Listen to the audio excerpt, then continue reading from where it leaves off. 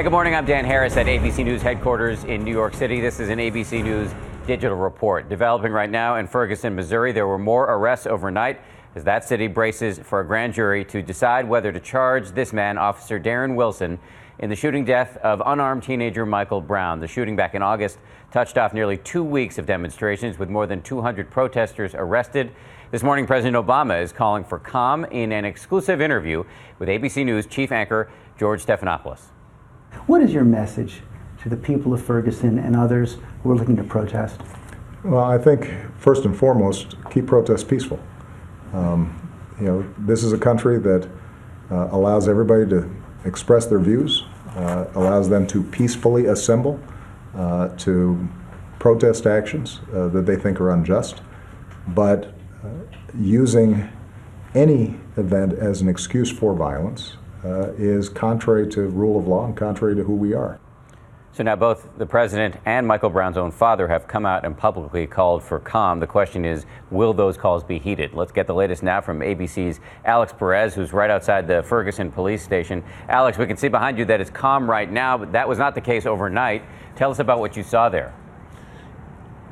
Yeah, that's right, Dan. You know, there have been groups of protesters who gather here almost every night since this began in August, and last night was no different. There was a group of protesters, police say, that made their way to the middle of the street behind me here, and because they were blocking the roadway there, authorities say they had to remove those people. Authorities say they did not want to move on their own, so 3 people were arrested here last night. Now, we've also learned that federal authorities have arrested 2 men who they say were allegedly trying to illegally purchase guns to disrupt demonstrations here. So, you know, authorities forthcoming with this information, but saying that they have been following demonstrators here almost every night, keeping an eye on things and making arrests when they have to. So a lot to worry about right now. We know the grand jury could be close to a vote in this case. It could come at any moment, really. What do we know about how officials there are getting ready for this announcement? What kind of preparations are they making? Well, sure, that is the talk of the town here. Everyone is waiting on pins and needles, waiting to see what the grand jury decision will be. And prosecutors at this point have only said that when that decision is in, they will make a televised announcement. They will have a news conference to tell everyone what exactly that grand jury decision is.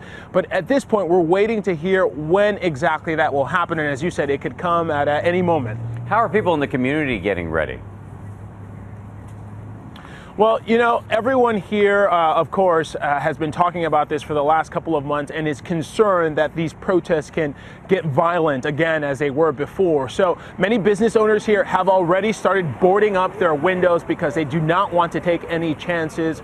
Many in the community have said they want to leave for the next couple of days until they find out what that grand jury decision is. Now, the mayor of Ferguson here has made it a point to go around and tell people that this town is safe. The police department is prepared and they should not be worried.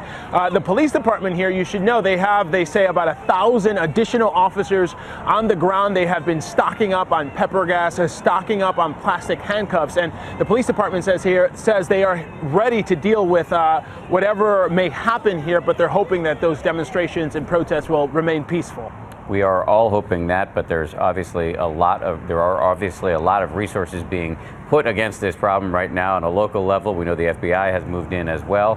And as we said, the president calling for calm. Alex Perez in Ferguson, our thanks to you. Be sure to keep it here on abcnews.com throughout the day for the latest on this and other top stories developing around the country and the world. And tomorrow on ABC's This Week, we'll be able to see the rest of George Stephanopoulos' exclusive interview with President Obama. Thanks for watching this ABC News digital report.